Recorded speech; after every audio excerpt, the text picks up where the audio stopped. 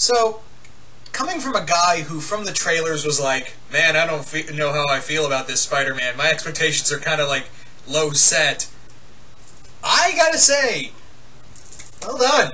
Well done, Spider-Man Homecoming. You've, despite the horrendous trailers that nearly spoiled fuck everything, you came out with a good movie. Yeah. Good on ya. You actually gave me a Spider-Man movie that I didn't know I needed until now. This was really good. This was a... There were some flaws. Don't get me wrong, there were some flaws, and I'll get into that. Why am I saying don't worry about flaws? It's like I was looking for problems. But no, on a whole, I really enjoyed this. So far, I don't know if I like this more than Guardians of the Galaxy 2. I may have to give Guardians of the Galaxy 2 another watch before I come back and watch this movie and give it another rewatch. Because right now that I think about it, like, they're on par. Maybe Thor, let's hope Thor Ragnarok is just as good, because Marvel, I know you're good at movies. But this year you've been pretty damn, like, on point, for the most part. Yeah. Don't shit the bed when you get to Infinity War, knock on wood. Anyway, so, as always, I'm going to have some spoilers in this review, so if you do not want to be spoiled in this about this movie, I would suggest backing out now. So I'll give you guys a couple seconds to do so.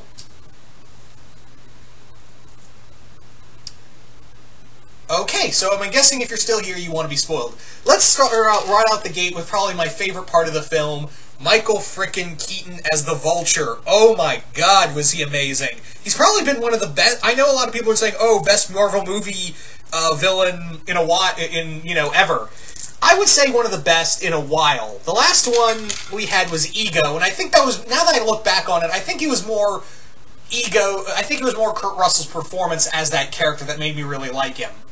I would say, not counting, of course, the Netflix villains. I'm talking about the movie-centric villains for Marvel. He is definitely up there, and we have had some stinkers in a long time. It's always been a constant flaw, but I think the best so far have been, Vulture, Loki, Ultron, and maybe it's just, again, for me, personal preference, Ego, and I think it was more for Kurt Russell's performance. But he is terrifying. And another thing I want to point out, and maybe it was just me, but I feel like they made Adrian Toomes into Captain Cold, in a way. What I mean is, the guy's got morals, he's got, some form of morals, he's got, he's doing this for his family, much like how Leonard was doing this all for his sister, and, much like Captain Cold, he's very much, he's got his own standards, his morals, but if you don't think, but just because he's got a moral high ground, in some degree, mind you, doesn't mean he's gonna fucking kill you.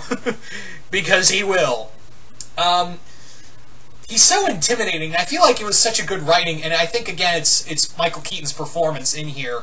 And the Vulture's one of my favorite Spider-Man villains. He's in my top 10 favorite Spider-Man villains, and I was really worried they were just going to make him just generic bad, I am the bad guy. But, no, they did a lot for him, and I really like the direction, because in a way, it kind of fits Toomes. If you guys remember, like, early Spider-Man, Lee Ditko-era Spider-Man, Adrian Toomes built this whole thing out of revenge, and he was trying because he felt something was stolen from him. Much like how in this movie they add the family element, but they also he lost his job because S.H.I.E.L.D. and the government moved in, and he literally had to lay off his entire crew. He was trying to protect them as well as much as his family. So he was like, "Shit, I guess I'll be a bad guy now." And he was just like, "Look, I don't want to, look, Peter, you saved my daughter." And for that, I'm grateful, but don't you cross me. One more job, I'm out, we can go our separate ways, that's fine.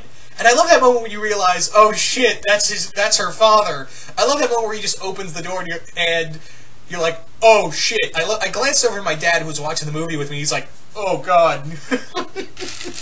And I love the scene where he is telling him the whole story. And I also love how he just puts it together, like, right away. He's like, oh, I wasn't there, and all that. And he just whips that Glock out, and he's like, okay, here's what we're gonna do. Anyway, so let's talk about the next best thing. Tom Holland as Spider-Man. Wow, he is good. He has so much energy. You can really feel like, yeah, this is a kid who is running around, you can believe that this is a kid running around New York trying to prove himself to Iron Man and everything, and try to find his place in the world. Because you remember, he hasn't really been Spider-Man a long time. About the longest, I think they said in Civil War he's been around for only 6 months.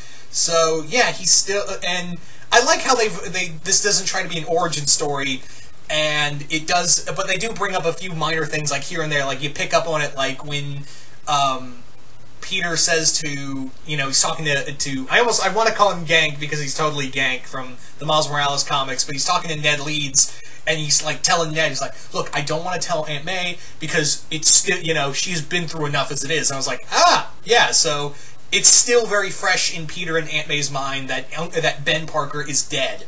So maybe I'm hoping maybe they touch on that in the next movie.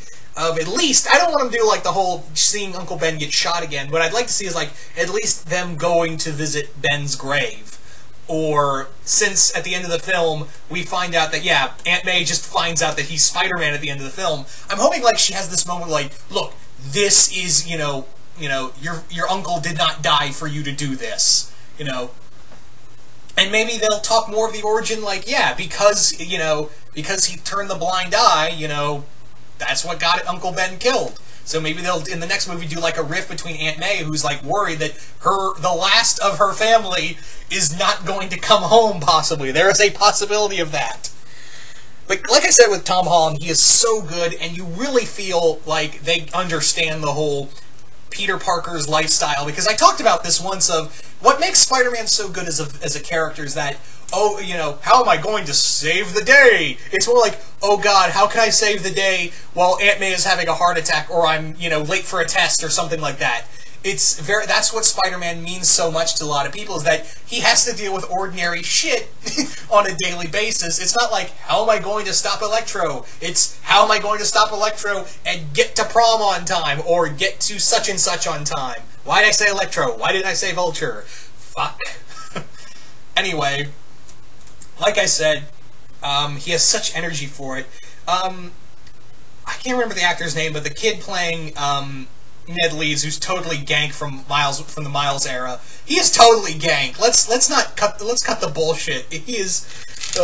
But anyway, Ned, who most of you guys like, Ned Leeds is one of the Hobgoblins. So maybe like they won't use Ned Leeds. Maybe they'll go with maybe they'll do proper Hobgoblin and use Roger Kingsley or Jason Macendale. They'll probably go with Jason. They'll probably go with Jason Macendale. Just to not confuse everyone. So yeah, maybe they'll probably go with Macendale era.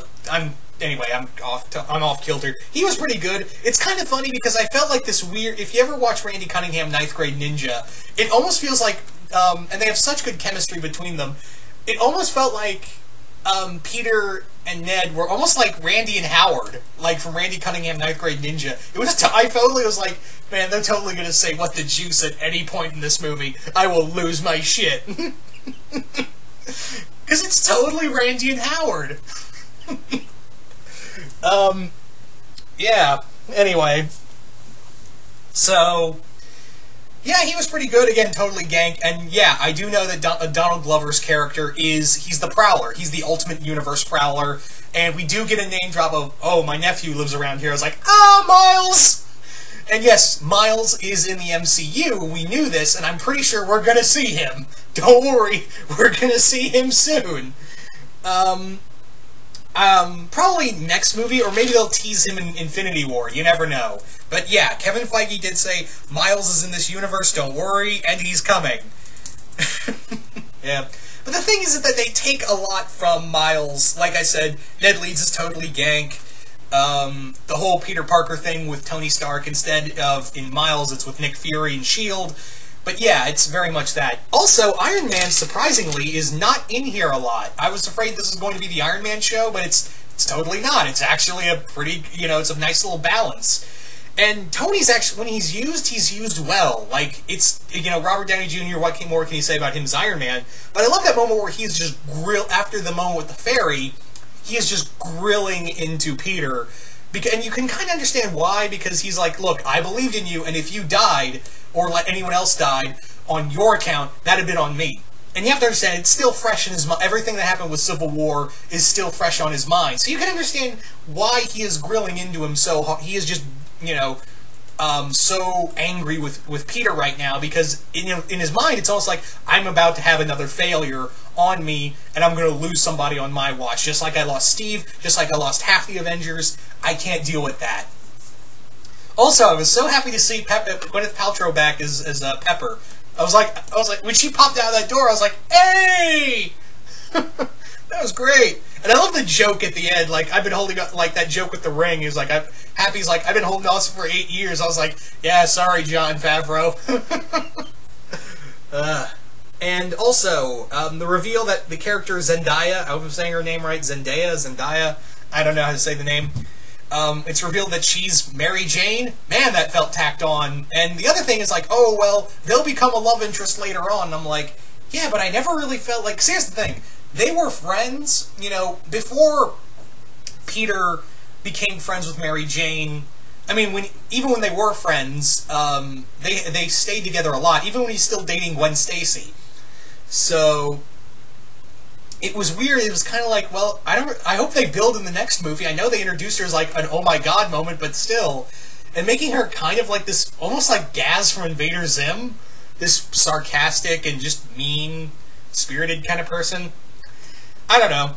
I mean, I'm not, like, again, they'll have another movie to build on this. I just felt like the whole MJ, Mary Jane reveal with that character was just like, felt tacked on at the last minute. I know I'm paraphrasing Jeremy Johns' review, but when I saw the movie, I was like, yeah... yeah, it does feel a little tacked on, like, that sounds like a cool idea, let's do that. Yeah. But, again, I'm really optimistic and see where they go with those two, with that character specifically. So, hopefully they can, I liked her, I liked that character, I really did. It was just like there wasn't enough with her that kind of made me go, oh, yeah, totally, I can see that happening. I can totally see their relationship happening.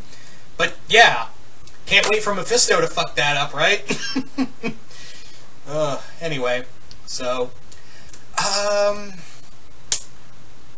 I really, I'm trying to find other, again, I think the one thing that kind of bothered me, and this is in all Marvel movies, that sometimes the humor kind of overcuts it, but on the other hand, it felt a little more controlled. The humor in here, like the awkward humor moments, felt a little more controlled, even more so more so than Doctor Strange had, and even in Guardians of the Galaxy, where sometimes the humor was just like, was that needed?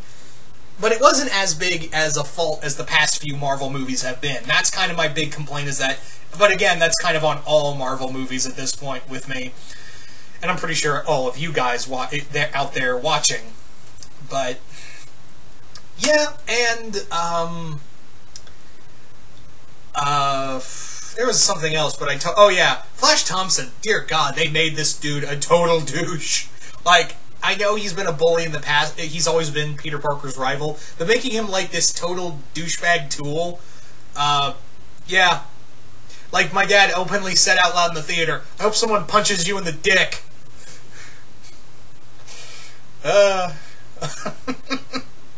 But yeah, they really, I know they've had Flash Thompson in the past, but man, they really make you hate him in this movie. Anyway, so that's pretty much all I can really think about. If you haven't already, go check out this movie. But yeah, as always, I'm always curious to hear what you guys thought of Spider-Man Homecoming. Did you guys like it? Did you guys hate it? Just comment below, let me know. Once again, hope you all enjoyed this review, and I will see you guys later.